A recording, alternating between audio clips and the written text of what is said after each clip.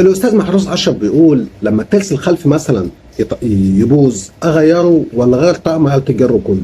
شوف يا محترم، مبدئيا كده هو انت تقدر تعمل كده او كده عادي، يعني دي ماشي ودي ماشي، انما خد بالك ان دي لها مميزات ودي لها مميزات.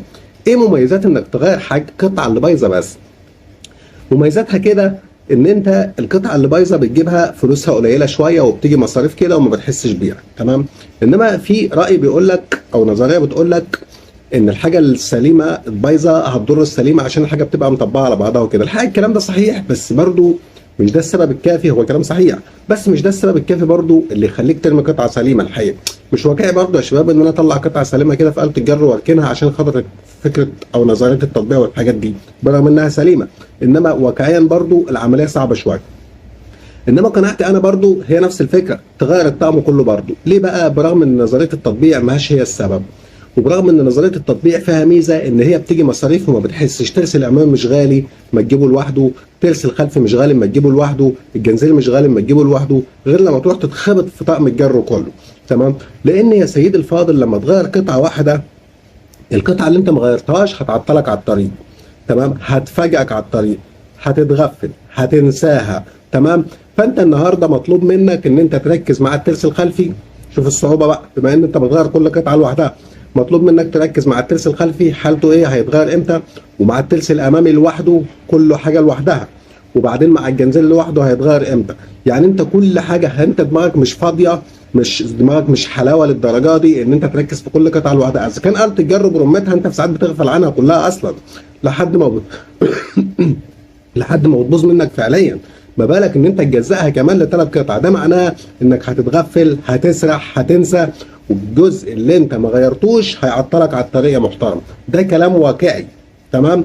اللي هو غيرت حاجه، الحاجه الثانيه انت هتقول برضو ليه الحاجه الثانيه تبوظ؟ ما خد بالي منها. قلت لك اولا انك تركز مع كل الثلاث قطع لوحدهم دي صعبه شويه، وضربت لك مثال ان احنا ساعات بننسى آلة الجر برمتها اساسا كلها كده، تمام؟ فصعب انك تركز مع كل قطعه لوحدها. ثانيا القطعه اصلا اللي فاضله بتبقى اصلا نص عمر، يعني هي مش فورتيك، انت غيرت الحاجه اللي باظت. الثانيه برضو قربت على وشك. اللي قربت على وشك دي مع نظريه ان الحاجه البايظه بتبوظ السليمه، ده كلام صحيح. ممكن تفوجئ تلاقي الحاجه الثانيه اسبوع وجات اسبوع وقفتك على الطريق، بتحصل، تمام؟ ففكره تغيير حاجه واحده تاكد انك داخل على عطله مفاجاه على الطريق لا محاله. كمان انت ما بتغير آلة الجر كلها بتمشي مرتاح نفسيا بقى. خد بالك النفسيا دي محوريه وهتفكرها حاجه تافهه، بتمشي مرتاح بقى وظابط الحاجه وتشد وتلعب براحتك، انت مطمن الدنيا حلوه. لكن انت مغير حاجه وحاجه ثانيه نص عمر برضو، يعني فاهم نفسيا كده مش مظبوطه معاك، تمام؟ فانا يا محترم اما تيجي تغير يستحسن طالما في امكانيه ماديه غير كل يزول. الاستاذ قسام 32 او القسام 32 او القسام 32 بيقول هو اشترى موتوسيكل سنة 23 السنة دي، بس لقى مكتوب في الرخصة الموديل اللي فات، يعني مكتوب له 22. كنا احنا عملنا فيديو عن الموديلات يا شباب وقلنا في ساعات الكلام اللي مكتوب بيبقى مخالف للموديل الحقيقي، تمام؟ بس ده بقى عكس اللي احنا قلناه. هسيب لك الفيديو اللي انا كنت قلته هيظهر عندك في الرقال اللي فوق او في اول كومنت تحت. الاستاذ قسام ده اللي هو بيقوله هو عكس اللي احنا قلناه بالظبط. يعني بدل ما يشتري موتوسيكل 2022 2023 وياخده بموديل حديث، تمام، خدوا بموديل سابق. اغلب ظني يا محترم، اغلب ظني ان الموتوسيكل ده من نوع دايموند. انت ما قلتش بس انا اظن ان ده موتوسيكل دايموند، تمام محترم؟ هو اشك، يعني مش متاكد بس اشك ان هو دايموند، تمام؟ وتحت اي نوع، مش مهم النوع، تحت اي نوع. ده بياكد يا شباب، كنت انا في الفيديو اللي ظهر عندك فوق من شويه او اللي تحت كنت انا بقول لك ان بدانا نلاحظ عمليه انضباط شويه في موضوع الموديلات، تمام؟ ما كانتش الدنيا كده. كنت بتشتري موتوسيكل بتاخده بموديل عادي، يعني شاري السنه دي هو موديل السنه دي، مش مهم معمول امتى، وما فيش حاجه اسمها تاخد موديل السنه اللي فاتت والقصص دي. ما كانش في كده يا شباب، واحنا كلنا في الموضوع عارفين ما كانش في كده. بدانا نلاحظ فعليا عمليه انضباط في الموديلات. الموتوسيكل طالع من المصنع في سنه كام وهو ده المسجل على الشاسيه، هو ده المسجل في الرخصه. دي عمليه انضباط الحقيقه مشكوره جدا الحقيقه. ممكن انت ما تستقش الحكايه دي يا محترم، انما بشكل عام هي عمليه انضباط يعني. وبرضه بيقول ايه رايك في الهوجن 3 الحداد الاصلي؟ والله هوجن 3 ده من الموتوسيكلات اللي انا منبهر بيها الحقيقه. ليه؟ موتوسيكل حلو، سريع، موتوسيكل متزن جدا، برغم الموتوسيكل صغير كده كله قد كده بس متزن على السرعه العاليه جدا. الموتوسيكل بيبقى ماشي على سرعه 120 و117 و118، تمام؟ موتوسيكل متزن جدا ما عندوش مشكله، تمام؟ وسرعته حلوه وسحبته حلوه، تمام. فالهوجن 3 من الموتوسيكلات اللي بتعجبني. الهوجن 3 كمان من اكتر الموتوسيكلات اللي محققه مبيعات في الشارع. خد بالك لما تيجي تحط الموتوسيكلات جنب بعضها اكتر واحد متباع فين بتلاقي الهوجن 3. فالحقيقه رايي في الهوجن 3 الحداد الاصلي هو موتوسيكل مدهش. محمود عبد الكريم بيقول بحط زيت موبيل 40 دايو 3 موديل 2020 ماشيه 23000 كيلو، بغير على 800 كيلو الزيت بينزل اسود.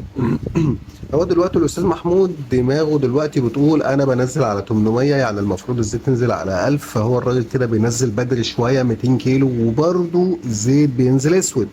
فهل انا دلوقتي يعني انا فاهم دماغه، هل انا دلوقتي المفروض اقلل المسافه شويه ولا هو الزيت ده وحش ولا ايه القصه؟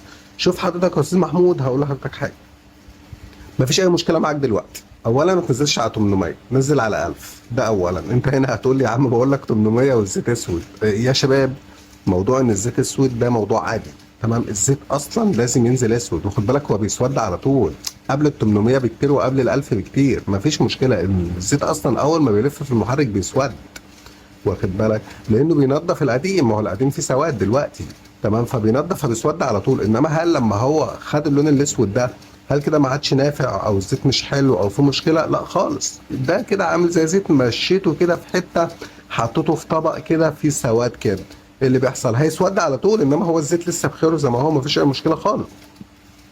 طبيعي يا رجاله ان الزيت يسود، ما تربطش سواد الزيت باي مشكله تانية. خد بالك ان الزيت لو قعد 1000 كيلو وما سودش فهنا الزيت فيه مشكله. خد بالك حاجه من الاثنين، الزيت لما ما يسودش في حاجه من الاثنين، يا اما انت نزلته بدري قوي لدرجه انه ما لحقش يشتغل اصلا، يا اما نوع الزيت مش حلو ما بينضفش، تمام. فعدم سواد الزيت ده مش حاجه حلوه يعني ولا اي حاجه من الكلام ده. سواد الزيت يا شباب مفيش منه مشكله، والامر ما يقلقش خالص. يسود على 800 يسود، وعلى فكره هتلاقيه برده اسود قبل 800 يا استاذ محمود، هتلاقيه على 500 اسود، وهتلاقيه على 400 برضه. هتبص من العدسه كده مفيش اي مشكله، هتلاقيه برضه اسود. مفيش مشكله معاك من حته سواد الزيت يا استاذ محمود، ما تقلقش خالص، تمام. من سواد الزيت مش دليل على ان في حاجه وحشه معاك.